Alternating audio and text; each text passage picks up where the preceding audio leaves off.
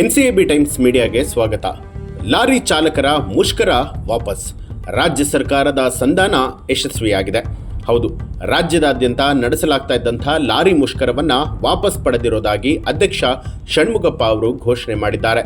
ಈ ಮೂಲಕ ಸಚಿವರಾದ ರಾಮಲಿಂಗಾರೆಡ್ಡಿ ಅವರು ನಡೆಸಿದಂಥ ಸಂಧಾನ ಸಭೆ ಸಕ್ಸಸ್ ಆಗಿದ್ದು ಲಾರಿ ಮುಷ್ಕರ ವಾಪಸ್ ಪಡೆಯುವಂತಾಗಿದೆ. ನಿನ್ನೆ ವಿಧಾನಸೌಧದಲ್ಲಿನ ಸಾರಿಗೆ ಮತ್ತು ಮುಜರಾಯಿ ಸಚಿವ ರಾಮಲಿಂಗಾರೆಡ್ಡಿ ಅವರ ಕಚೇರಿಯಲ್ಲಿ ಲಾರಿ ಮಾಲೀಕರ ಸಂಘದೊಂದಿಗೆ 3ನೇ ಬಾರಿಯಲ್ಲಿ ಸಭೆಯನ್ನ ನಡೆಸಲಾಯಿತು.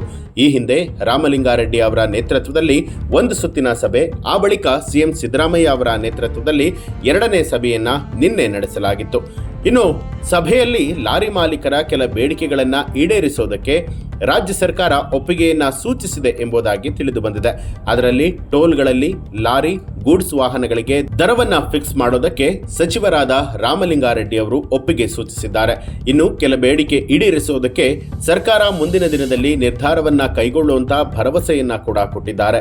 ಹೀಗಾಗಿ ಲಾರಿ ಮಾಲೀಕರ ಜೊತೆಗಿನ ಸಂಧಾನ ಸಭೆ ಇದೀಗ ಸಕ್ಸಸ್ ಆಗಿದ್ದು ಇಂದಿನಿಂದಲೇ ರಾಜ್ಯದಲ್ಲಿ ಲಾರಿಗಳು ಎಂದಿನಂತೆ ಸರಕು ಸಾಗಾಣಿಕೆಯಲ್ಲಿ ತೊಡಗುವಂತ ಸಾಧ್ಯತೆ ಇದೆ ಅಂತ ಹೇಳಲಾಗಿದೆ.